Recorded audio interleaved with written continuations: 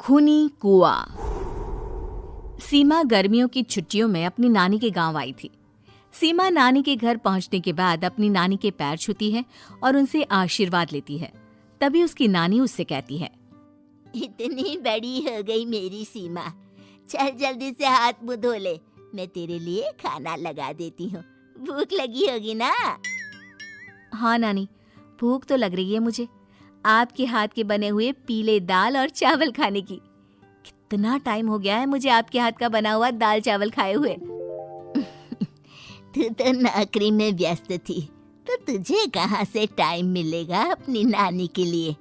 और जब इतने टाइम बाद आई है तो ज्यादा टाइम के लिए रुक कर जाएगी तू। हाँ नानी, इस बार पूरे 2 महीने के लिए आई हूँ। सीमा की नानी अंदर जाकर उसके लिए खाना बनाने लगती है। सीमा कमरे में अकेली होती है, तभी उसे किसी औरत के रोने की आवाज सुनाई देती है। वो कभी खिड़की से बाहर झांकती है तो कभी दरवाजे से बाहर झांकती है। उसे समझ में नहीं आ रहा होता है कि आखिर रो कौन रहा है। तभी नानी खाना लेकर आ जाती है। वो अपनी नानी से कहती है, नानी, कोई औरत रो रही है क्या? मैं जब से यहाँ आई हूँ तब से मुझे यहाँ किसी औरत की रोने की आवाज आ रही है। हे भगवान, कहीं ये वही तो नहीं? बोलो ना नानी। अरे कोई नहीं रो रहा, ये तेरे मन का वहम है। और तू ना अब खाना खा ले, ज्यादा यहाँ वहाँ की बातों में ध्यान मत दिया कर। जल्दी से खाना खा और फिर मेरे साथ आ जा मेरे कमरे में, दोनों बैठकर खूब सारी बातें करेंगे। ऐसे ही अगले दिन सीमा अपनी नानी के साथ गांव के बाजार जा रही होती है। उसी रास्ते में फिर से किसी औरत के रोने की आवाज आती है। वो अपनी नानी से कहती है, अरे नानी, क्या सच में तुम्हें अभी भी किसी औरत की रोने की आवाज नहीं सुनाई दे रही?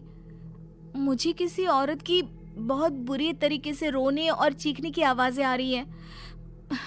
मैं बहुत परेशान हूँ नानी, आखिर ये कौन है?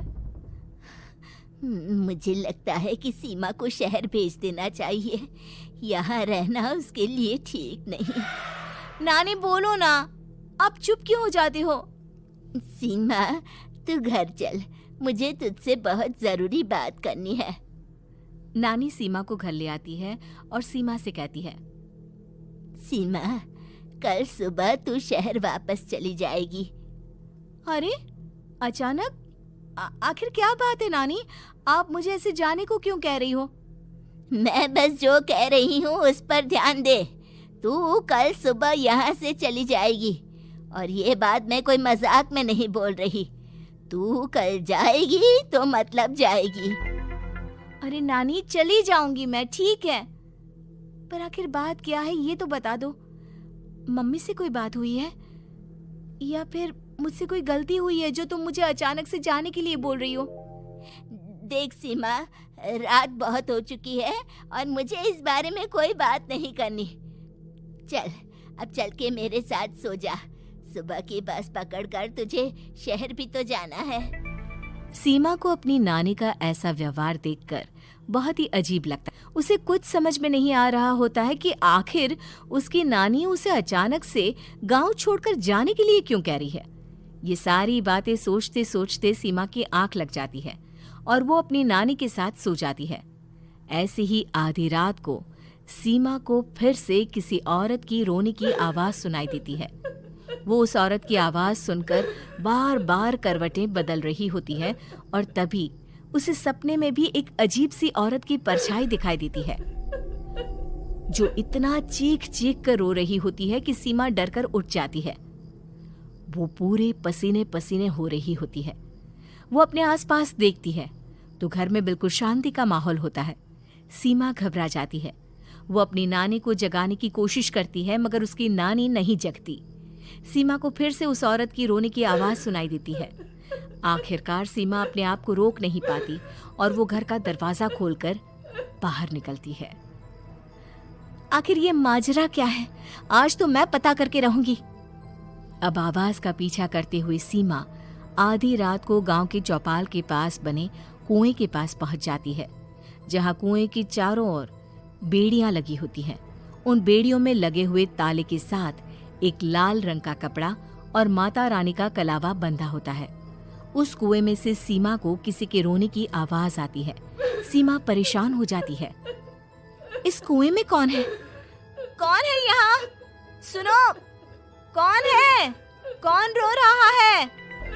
वो चिल्ला चिल्ला कर पूछती है और साथ ही लोगों को जगाने की कोशिश करती है, मगर किसी को भी उसकी आवाज सुनाई नहीं देती। अब सीमा खुद उस कुएं के पास की बेड़ियों और तालों को खोलने की कोशिश करती है और किसी तरह कुछ देर की मशक्कत के बाद सीमा उसको खोल भी देती है। और जैसे ही वो कुआं खोलकर उसके अंदर झांकती है, सीमा उस कुएं में गिर जाती है। इतने में उसकी नानी की नींद भी खुल जाती है और सीमा को पास ना देखकर नानी परेशान हो जाती है। नानी घबराकर पूरे घर में उसे ढूंढने की कोशिश करती है, जिसके बाद उसकी नानी और सभी लोग उस खूनी कुएं के पास जाते हैं और सीमा की नानी कुएं के पास खड़ी होती है। सभी गांव वालों और सीमा की नानी को सीमा के चिल्लाने की आवाज आती है। बचाओ, कोई मुझे बचाओ। मेरी बच्ची, हम आ गए, हम तुझे बचा लेंगे। नानी, मुझे यहाँ बहुत डर लग रहा है।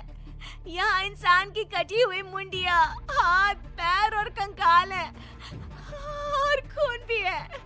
नानी, मुझे डर लग रहा है। आप सब मेरी मदद कीजिए, नहीं तो ये खूनी कुआं मेरी बच्ची को भी खा जाएगा। अरे मुझे तो ये समझ में नहीं आ रहा कि आखिर इस खूनी कुएं को खोला किसने। सालों पहले इसको इतनी मुश्किलों के बाद तांत्रिक बाबा ने बंद किया था। अरे पूरा गांव खूनी कुएं के बारे में अच्छे से जानता है, तो कोई भी जानबूझकर तो ऐसा करेगा नहीं। मतलब किसी ने अनजाने में इसे खोल दिया है भैया। सीमा को इस बारे में मालूम नहीं था और जब से वो यहाँ आई थी तभी से उसे किसी औरत के रोने की आवाजें भी सुनाई दे रही थी। कहीं सीमा ने ही तो उसे नहीं खोला। अगर ऐसा है तो फिर सीमा का बचना बहुत मुश्किल है। वहीं कुएं के अंदर सीमा रोते हुए बैठी होती है कि उसे आवाज सुनाई देती है जो कुएं के बाहर खड़े गांव वालों में से किसी को सुनाई नहीं देता। आज सालों के बाद मुझे ताजा खून मिलेगा। तेरा खून पीकर आज मैं अपनी प्यास बुझाऊंगा।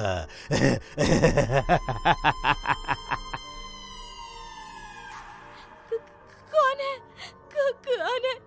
मत मारो प्लीज, मुझे जाने दो प्लीज। मैंने किसी का क्या बिगाड़ा है? वो तुझे मरने के बाद पता चल ही जाएगा। जितने में गांव वाले और सीमा की नानी कुछ सोच पाते, उतने में उन्हें सीमा के चिल्लाने की आवाज आती है और अगले ही पल सब शांत हो जाता है।